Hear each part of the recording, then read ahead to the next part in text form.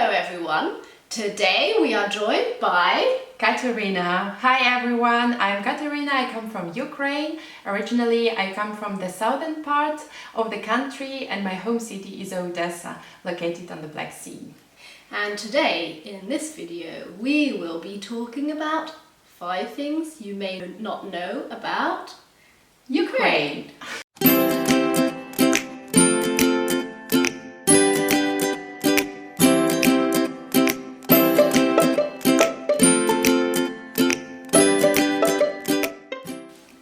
So I have to pick my cards here. I've got a clue. Exactly. The first clue. Yeah, the first clue, please. Alright, my first clue is approximately 230 kilometers. Right, what could it be? That long? Yeah, and you may think, or you better think about all the space, not only the roads, let's say. I'm ashamed to say I don't know the shape of Ukraine because I'm tempted to say it could be the width, but I think it's more the other way around, right? It's very wide. Yeah, and it's more like, it's very wide and it's not that okay, spread so maybe from- between the distance between north and south. No, it's not. It's that. much more. Yeah, much more Oh, exactly. okay. So don't think about that. Okay, And then if so you think- 230 kilometers. Then It's something. So it's not really about the whole country. It's just about some place in the country. And then you would like to think about all the dimensions we have. oh wow.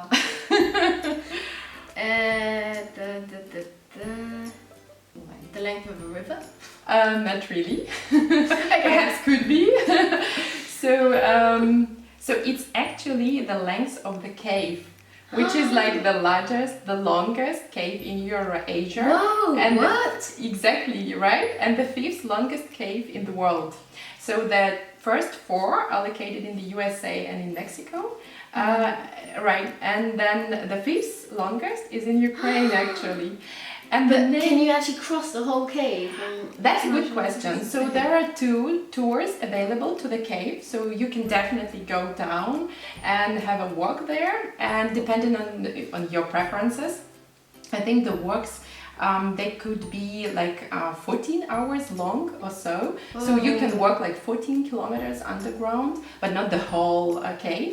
And what is also very interesting about it, that it's being discovered now, so it's still not clear to which extent it's really long. And then there is another so long that's why it cave. says approximately. Exactly, because some people, like some studies also say that it's over 260 kilometers. Okay. So it's still to be discovered.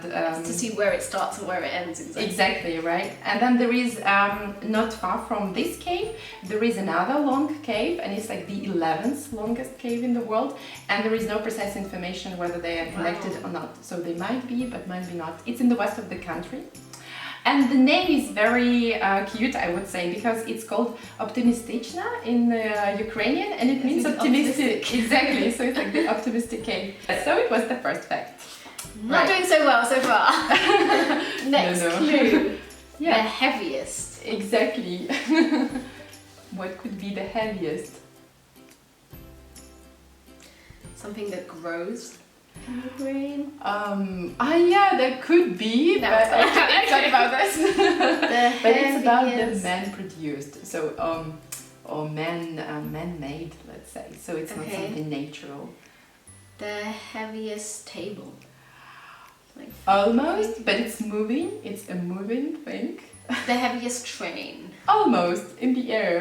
The heaviest airplane. Exactly. What? So, you're right. The heaviest aircraft ever made was actually designed in Ukraine back at the USSR times. It's called, in Ukrainian, it's called Mriya, which means a dream. And it's a heavy aircraft that was designed to actually transport other aircrafts. Wow. It's called Antonov AN-225. It's the only aircraft, so the only ever made was, it was completed in 1988. And initially it was designed to transport the spaceship that was also created in the USSR. And then, and now, as far as I know, it's used for the commercial purposes. But it's super... So it's still used? Yes, Oh, right. wow. But now it's used simply for transporting other airplanes, other aircraft. Okay, all right. So I can't imagine how huge it is, but it is definitely the heaviest ever made, and it also has the longest wingspan. Of the among all the aircraft that are in the operational mode right now. Wow. So yeah. Okay. Yeah, the heaviest. All right, we come to our third thing that we might not know. That I definitely do not know about. Right. Yeah. Station. Yeah. What kind of stations are on your mind? Train station or petrol station. The first one was closer. Bus station. Bus station. Almost like what kind of trains do we have? Like train? What do we call it? A train? Yeah. Where do the trains go? Like the Trans-Siberian train. Yeah, but it's in Russia. Yeah, Does it go to Ukraine? No, it doesn't. Oh, okay. No, it's I would not imagine that it would have been linked. Okay. Yeah, but I think that one that you were mentioning is the longest. Yeah. Yeah, but it's different. So I mean, like, it's quite easier. So the station, if it's not the train station, but it's kind of the trains that are running there. It's quite obvious. It's still where the trains stop. Yeah, with the public transport, let's say. It's like the underground. Exactly. Ah, okay. Yeah. Like So the metro underground station. What about Yeah. them? Yeah, what could be so special about it? The underground is the longest, the largest network. Not really, but if you are thinking the right direction because we've got already the longest, then we've got the heaviest, and what could this be? If you're thinking about the underground. The deepest underground. Exactly. So we have the deepest metro station in Kyiv. It's called Arsenalna metro station. And it's actually, I have to check the number. And you have to go down to actually Exactly, reach right. And I it's, think I actually heard about this. yeah, it's 105.5 meters below the ground.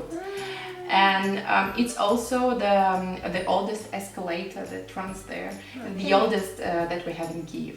So not everywhere in the world, but in Kyiv it's the oldest moving staircase. Is it a very busy station?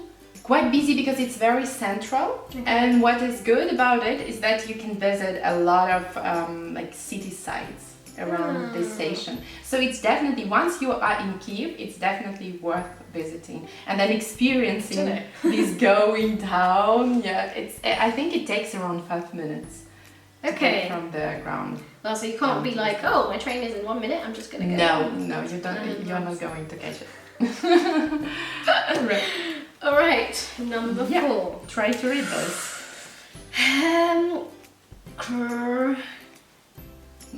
Almost. Yeah. I don't know how the H sound makes, but It's actually, you can say just huh. I don't know why they huh. the k. Yeah, kind of. Kreshati. Exactly. Kreshchatik. Yeah, what could this mean? It's definitely in Ukraine. This way it would be helpful to know a bit more about Ukraine. Or at least the parliament? No, but the parliament has also a very special name. It's called Verkhovna Rada. Yeah, but it's different, so it's not Kreshchatik. But you are thinking, I would say more or less. Is that something to do with religion? No, but with the city, with the capital. What could be special about the capital? It's a monument. No, but it's a street actually. It's the main street in Kyiv, and it's called Kreshchatik. Okay. And it's just in contrast to what we had before, like the longest, the deepest, and then also the heaviest. This is the shortest main street in Europe. But then it's the most central one. Exactly. It's the very, very main street in Kyiv, so in the capital, and also in the whole country. And the interesting fact is that it's the shortest, but then it's the widest in Kyiv. Whoa. So it's really a nice place to walk through, and it's only a little more than 1 kilometer. And yeah, and the name means actually, or comes from the Slavic word chest, and it means a cross. But originally... So does it mean it's like a crossing? Is that a kind of a central part where you can go into different directions then from there? Kind of. And originally there was a valley crossed by ravines, and from above it looked like a cross. So this is where the name comes from. Wow. But I was thinking that it's interesting that it's the shortest. But it's also an interesting word to know about Ukraine, because it's the main street. And then other interesting words, or one of the words, I would say it's vyshivanka. It's a very special shirt, or generally the dress that is ornamented and embroidered by hands.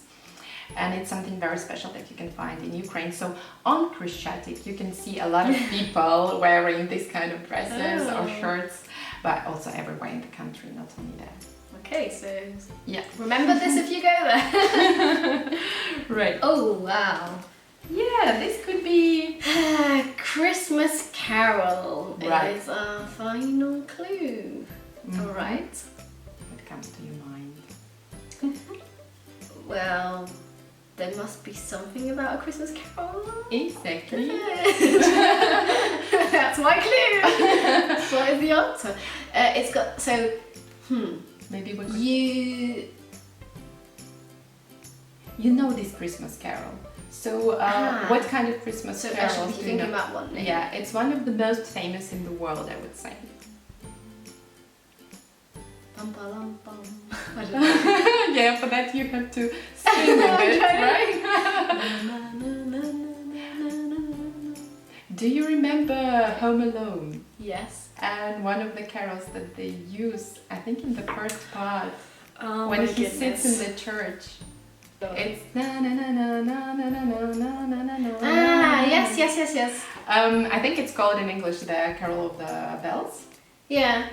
And the interesting part about it is like almost the whole world knows this carol, but the music was written by the Ukrainian composer Mykola Leontovich in 1914.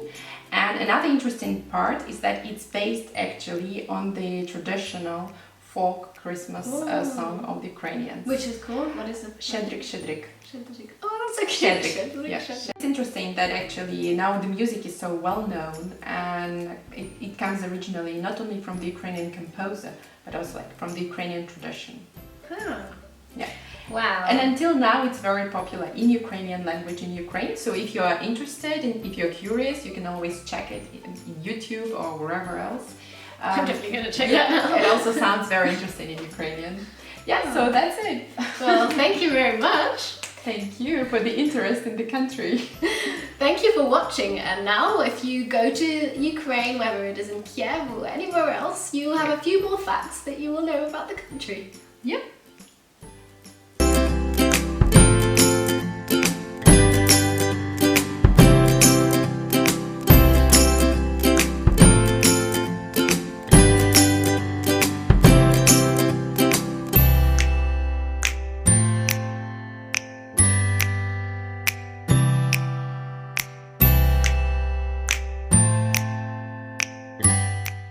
Köszönjük, hogy megnéztétek a videónkat!